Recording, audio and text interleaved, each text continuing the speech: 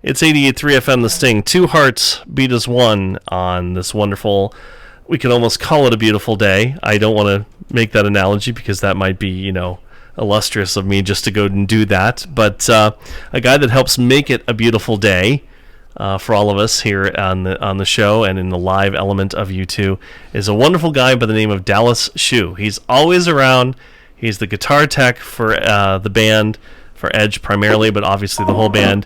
And he's out there somewhere in the Etherland, New Jersey, I believe, tonight, joining us by phone. Dallas, how you doing, man? And how are you, sir? I am very well. This is a real treat for me.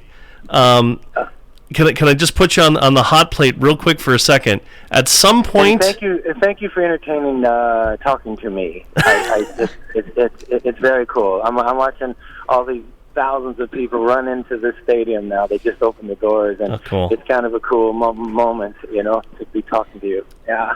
That's the actual moment that we've been talking about all day today. It's been such a treat to go back. Yeah. My first experience with U2 goes back to the Joshua Tree 30 years ago, so this means a lot to have all this kind of going on. I want to put you on the hot plate real quick. At some point, did you work for Pure Prairie League? Yeah, I can't believe this. This is so cool. It was during I was working around a Hotel California tour. I was with Fogelberg. He had a band called Fool's Gold, and we did a lot of support on Hotel California and on one of these nights as well. And the management at the time wasn't retaining a few Jades and a few of us in between the tours. And this call came about this band from Covington, Kentucky, and I'd heard Amy, sure. big time, and it was this nice fella, Mike Riley, bass player or something, and he goes, "We're looking for a guitar dude, and for a few months, and we've got a new singer," and I went, "Yeah, I can do that." He explained a couple of the guitar pass on the signal pass on the phone, and it wasn't anything, it was easy. And it turns out I get there, and it's Vince Gill and this other guy named Jeff somebody. I'm sorry, I don't know the last name. That's right. But they were on tour, and I joined them, and we were playing like theaters and state fairs, and Vince was singing Amy, and yep. and he and this other gentleman, the guitarist, had written a song, "Love Me Tonight" or something. Anyway. I ended up bonding with those guys. I'd owned all those albums, busting out all that when I was in high school, Wow. and there I was with them, and they were really nice people. A guy named Conway, I think, was the piano player, and he would only play with shoes off. This guy, I remember, and. It was a good band, and why do you ask about Pure Prairie League? It turns out I just had a coworker friend of mine working with me at a television station here in Cleveland by the name of Gary Barnett. And Gary ran monitor sound for Pure Prairie League and recognized you from like 1,000 yards away at a television monitor. And like, who is that? And I'm like, oh yeah, it's Dallas Schoo. And he goes, I know Dallas Schoo. That's Dallas? Is that right? So this is great to hear. I have a lot of past, in this business, and I get asked. I mean, I go into arenas now with these guys, sure. And, early in the day, and people come, "Are you Dennis?" And I'm like, "Yeah, kind of." And they go, "You work with my father, Bangladesh or something?" And I go, "Man," and then I go, "Is he still with us?" And yes, but it's funny. I forget the groups I've been blessed with, but I've been with Ed since the Joshua Tree tour. The end of 1985, he hired me. Wow. And I was with a L.A. band at that moment called Mr. Mister. Oh. We had two massive songs, Broken Wings and Cheery, I think it was the other. And this went down. There was some guy upstairs at the recording studio where we were making the second Mr. Mister album with a long ponytail. Called himself Danny. He came down and he said, "I got a client up here. His guitar's all messed up. Do you guys have a guy that works on guitars?" And Richard Page, the singer, and he goes, "Yeah, our guy Dallas does." So I went up. There's this curly-haired guy with glasses on, kind of singing, but and the ponytail guy, and he hands me the guitar and this old Telecaster. And I had to go at it. It wasn't any big deal. It was like a truss rod adjustment or something. And I did it downstairs. Then I brought it back up. And then the ponytail guy goes, "Hi, I'm Daniel Lanois. And this is my client, Robbie Robertson." And I'm like, Jeez. "Okay." now, okay, cool. And Danny goes, I got a friend who's unhappy with his guitar dude out on this tour, and they're on the front of Time magazine and all this. I'm like, okay, can I give him your number? And I said yes, and that's how it began. Wow. Just like that from that day. So the great Steve Ferris loses you, but Edge gains you. Oh, I caught grief, but they couldn't they couldn't challenge it because they were like, Time magazine, they got this album that's killing it out there, and but we were pretty big, Yeah. I made a call to my buddy Bill Graham, the San Francisco promoter, because he'd done a lot of Eagles and Fleetwood dates and other bands, Skinner, stuff like that, and he was like, Mr. Shister, dude, do you know who these kids are? He's always kidding. Not really. He goes, you get on a plane and you go, and I listened to him a lot, but I was well employed, with this other band. But when I met Ed, they flew me into Dublin, and it was raining. They picked me up. The road manager, Dana Shin, picked me up and took me to this awful brick building. It's raining. I'm thinking to myself, God, that's LA. Oh no, and they're working on Bullet the Blue Sky. They're rehearsing it. Wow. And they were in between legs of their tour. So I got to, I'm like, walk in and hear all this, and I'm like, whoa, right, And this guy, he had a around his head. Edge had wasn't a hat back then, it was a scarf thing, He had this scarf thing, he had these old Doc Martens, all of them wearing these Doc Martens, and I just introduced myself, and they started asking me questions about do I have faith? Am I participating in drugs? And stuff that no one's asking for over the years, and I did well with my answers. I was a tennis player for years. I come from an athletic family, and anyway, I got the gig, and Edge and I have been close for. And I'm looking down here at all the effects tracks that we use in the show, all these sounds, and he and I have put together so many of these sounds for this library of songs, and I think you're flattered to be asked, Right. And I'm afraid I'm running over your question. I'm sorry. That's okay. It's okay. You're a busy man, and this is very, very cool. We're speaking with Dallas Schoo, the guitar tech for U2, who's in New Jersey tonight on the Joshua Tree Tour, which concludes Saturday night in Cleveland. We're very excited. So, Dallas, can you give us any memories then and now, comparing the Joshua Tree Tour 30 years ago to today? Yes. One of the main things is we didn't have Barricade and things like that together back in those days in '85. And my this same work case that I'm working on now, that I work on Ed's guitars with, when they would play Streets or Electrico or something, but mainly the Joshua stuff I found, whatever. The fans would be right up against the stage, like with just one set of Barricade, and my whole area I would have to hang on, especially on Streets. It was so powerful, and I've been with a few bands, but this was powerful. My whole area, and now it's well organized. But I do love the small, we call it a tree stage, which you go out with, the band goes out on and goes right near the audience. We didn't have anything like that back then, we didn't have wireless guitars and that type of thing. So I would say that, and now Edge with them. I'm looking at the pedals and the effects that we use. The songs now are played with even deeper, high quality, more high quality the delays, and that it could go deep into the parameters of it. And so the songs now are even more crystal clear as far as the guitar representation. I can say that, but it's endless. We just work on it all the time. It means everything for this guitarist. His sound, and as you know, there's only 4 of them playing. There's only one guitar player. These other bands I mentioned, Springsteen, whoever, Little Steven could hold up his song, or Ronnie Wood could hold up his song, but with U2, if Edge isn't right, or Edge's guitar sound goes off in this PA system, they have to stop the song. So my point is how much it means to him, the transparency of his sound through this massive PA system. It means that much to him. Well, say that. Well, fans, younger fans who didn't see concerts 30 years ago, I think a lot of times they tend to forget how much the technology has transformed the live concert experience. because back on the original Unforgettable Fire and Joshua Tree tour, you really couldn't even sync up the video with the microphone because of that millisecond delay. True. That's a very, very good point, man. Very good point.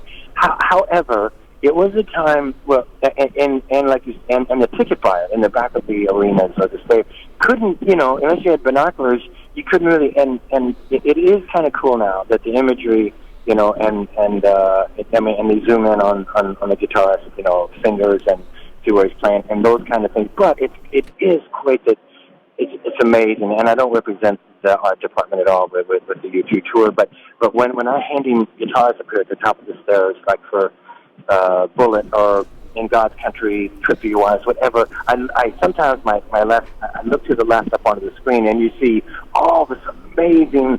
I can only see a little bit of it from at the top of the stairs, but how now that the ticket buyer can even choose to have part of that imagery associated with the song, or but then there's groups like my buddy Eddie Vedder with Pearl Jam. He doesn't. They don't want an interpretation. They want that. They don't rely on a lot of imagery. But with this band, it is so they take so much time to make sure that song and some imagery is married. It's kind of cool. So I know you're working all night when the show is happening, but you're far enough along in this first leg of the tour. I guess you've experienced the show. I mean, obviously it's a huge success. I mean, there's no way around it. This thing has really come together. All of us were kind of like, wow, they're doing that, and then suddenly, who knew? The yin yang of it is, I've been making an album with these guys for 3 years. This new album, right? All these different producers. They won't leave it alone. Edge won't leave the guitar tracks alone. Revisits. It means it's gotta be. And now we're darn near the band is completion of it. And knowing, like we did in New York, we went to a studio while we're on tour here and in Miami. And my point is, they're so excited about this thing they're sitting on, and they play the one song, or sometimes at the end of the show, Little Things, which is a good representation of the album. It really is, whether you like it or not. But they have to. Bono at the top of these stairs when he sings Red Hill, he sings it right here, top, and I watch him transform to deliver that song, and given, and we're 5 hours before, here he is singing the lead vocal on some of these new tracks, it is it's an amazing, as I say, yin yang of knowing that they have new album, new music, and still knowing how much this album, the Joshua, means to the ticket buyer, and they're coming in droves. I mean, these guys are 50 years old, and I'm like going, I look out here and I go, is this for real? But this album is so many memories, isn't it, to our fans. There's so many. It's so many of the songs we've always played on Pop, Elevation, Vertigo, whatever tours, that you always have these few essential songs, that the U2 fan wishes, Well, we're quite anxious to hear this new album too. So any sway that you have to maybe pry the guitar out of Edge's hand. I'll tell you, I am so proud of this new album. Where do you hear this new album? I'm telling you, I think what Songs of Experience is that. Yep. I think that's we're hoping that's what it is. I don't know. Yeah, but over 30-something tracks, and to choose down to 9 or 11, I wouldn't want to be these guys because they're really strong, and they're still on their game. And after it, I had a long conversation with Robert Plant not too long ago. I had occasion to be somewhere, Oscars or somewhere, and he was just sitting on the case and he was watching the band sound check. I think he was with what's the young female country artist he did a tour with, Alison Krauss. Yeah, so he was doing his thing at this event, and then he just stopped shut on his road case, and he goes, and he says, well, your pages, mate, and because of the movie, it might get loud, and I'm like, yeah, I met Jimmy, and I've never met Plant before, and anyway, he's listening to the band. I think it was Beautiful Day or something they were playing, and he goes, there's still an astronaut there. And I said, Yeah, I get. And he goes, it's a gift. He said to still want to be so relevant and want to, and to have things to write about and that are present day and have, you know. And I said, well, I'll tell you, Robert, they beat themselves up hard in the studio. They don't let things stand, even if it's all thumbs up, you know, in the control room. Everybody, yeah. And then, you know, next day, you know, I was listening to it last night, and, you know, we got to do it over. We got to do this over. I go, God. You know, but anyway, Plant's remark really hit home with me, how these guys still, and they could sit back on the greatest hits, or what, you know, they never would, but they could sit back on a strong tour of mostly hits, but they won't have it. They just won't have it. They still have something to say, even with all their marriage, you know, their families and kids and all this stuff that it takes. But I keep going on too long on my No, you're fine. I'm sorry. We're enjoying it. Oh, yeah. I mean, I feel like I picked the right band to start following 37 years ago.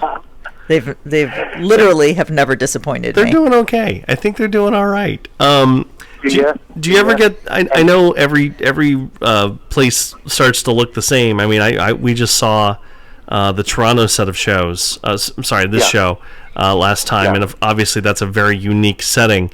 But every band starts to play the same thing, and it all starts to look the same. But any Cleveland memories of playing here? The last.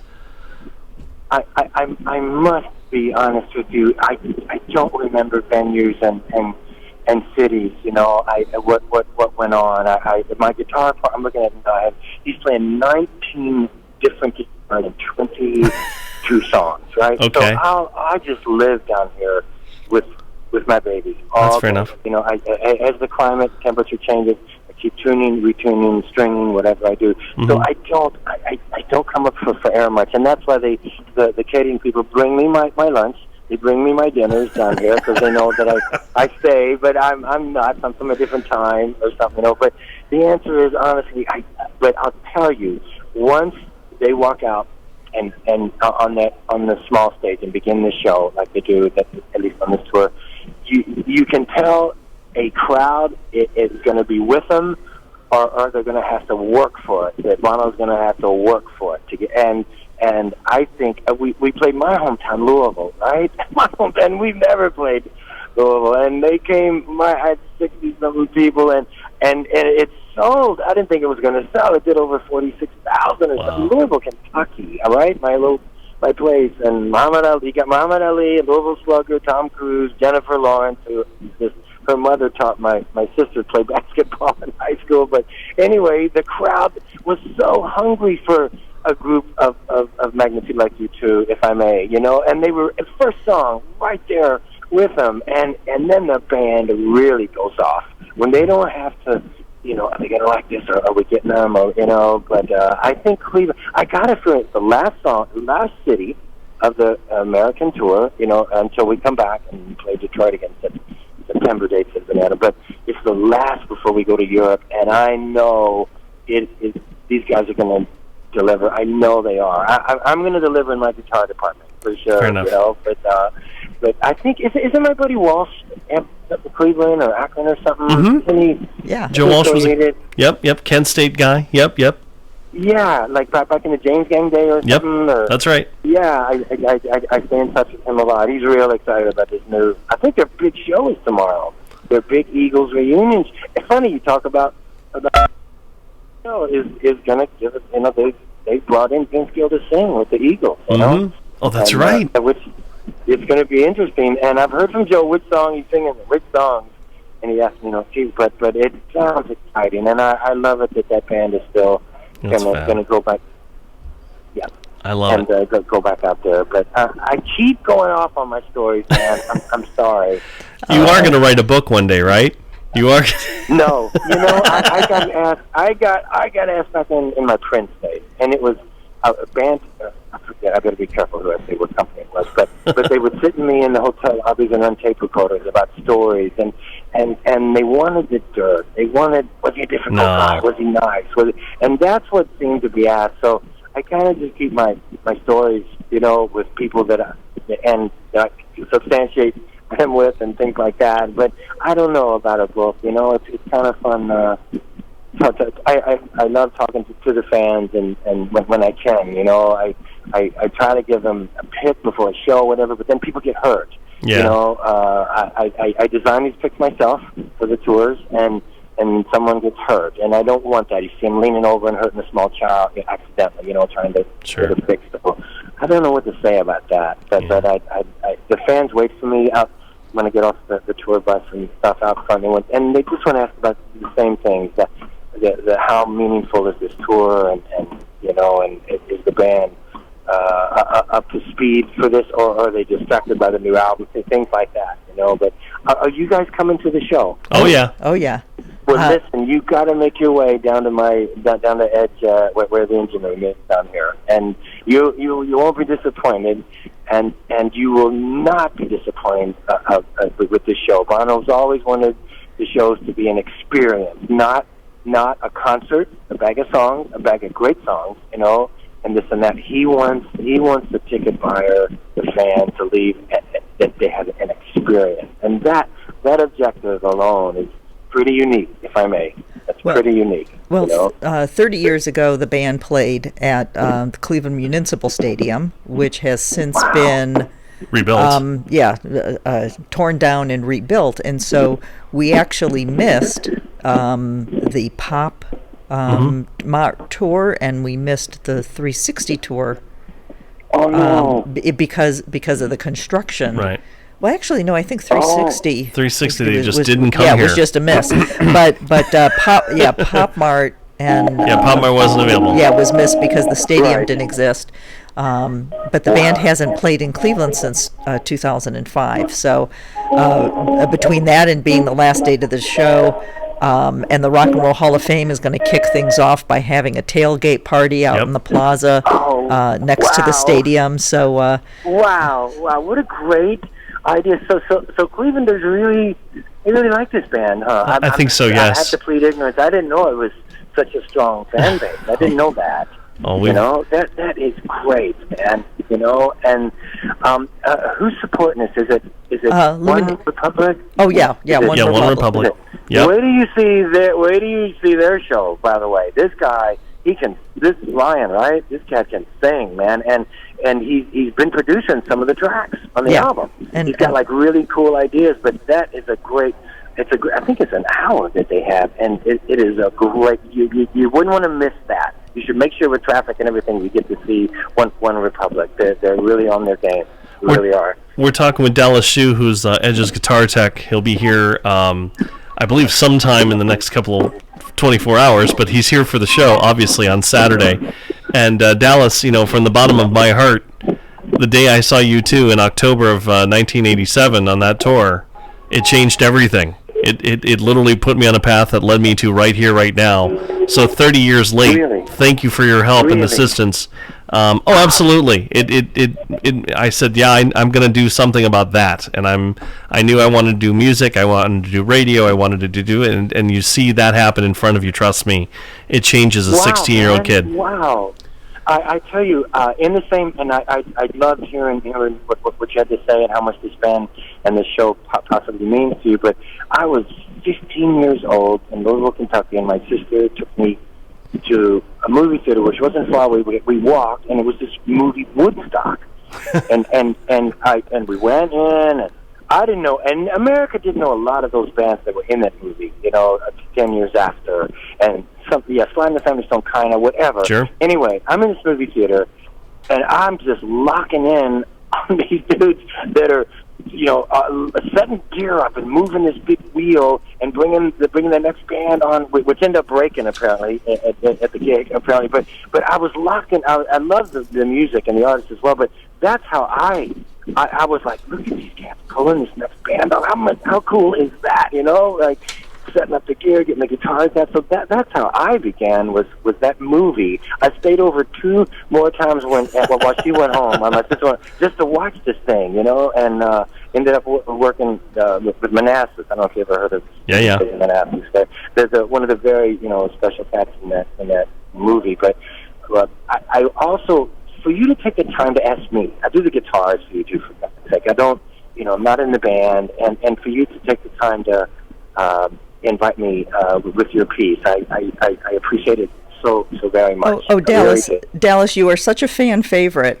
I was fortunate enough to attend the At U2 fan website party in New York, and the first thing I saw was Dallas was on stage, and we were all like, "Yay! Dallas is going to play for us." We're such nerds. We're such nerds. We were excited about seeing Dallas play for us. Oh my God! I'll tell you, there's nothing like the feeling when I walk out with the first guitar, which is the Sunday Bloody Sunday guitar. When I walk out, and because I have to check the transmission, that's what I have to do to make sure that everything's cool, even though it was cool a few hours before. And to hear this, just around this, it's a pretty cool feeling. It really is. And well, you've got a pretty cool job. It's a pretty cool, and this didn't happen back in the '70s. You had your setup behind the PA stack.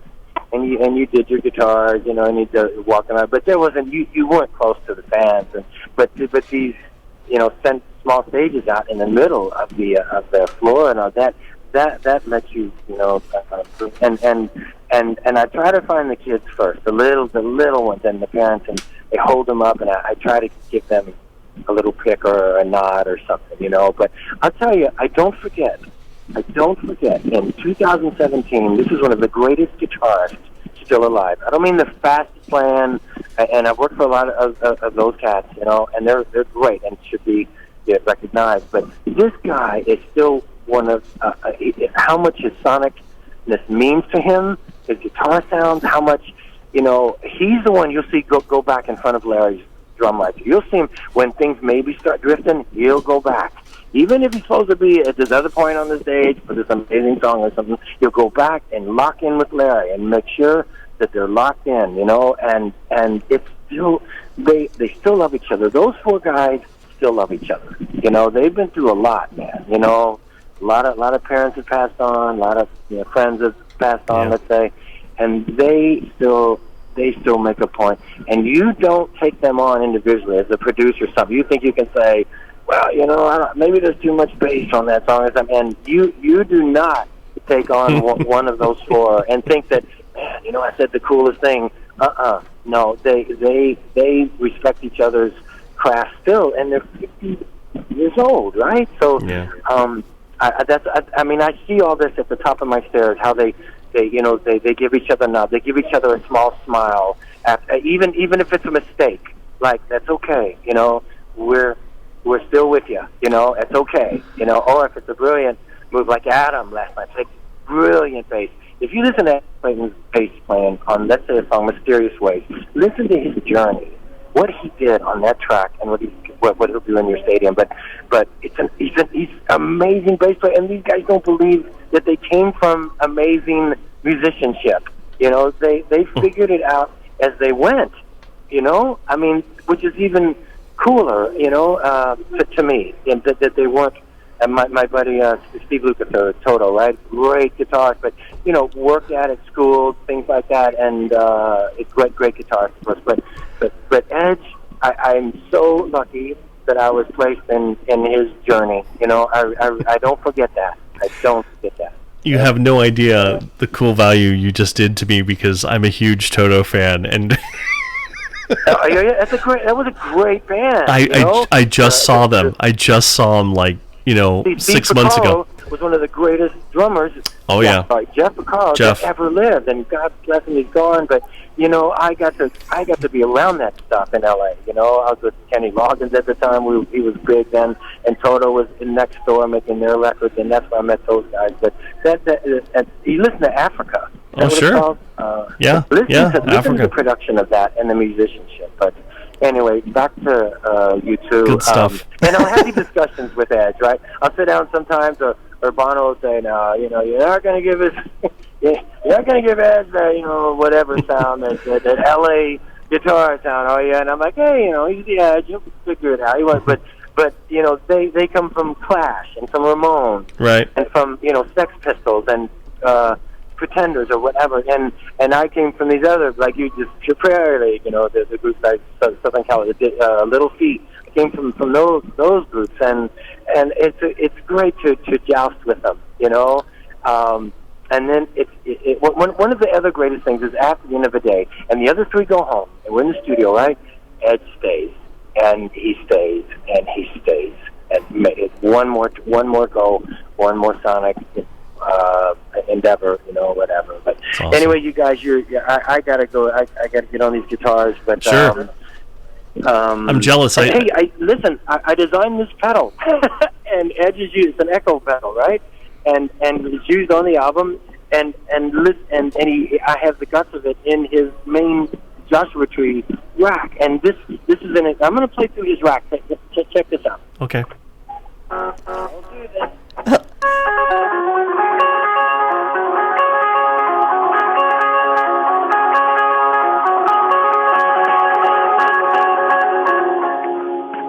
How about that?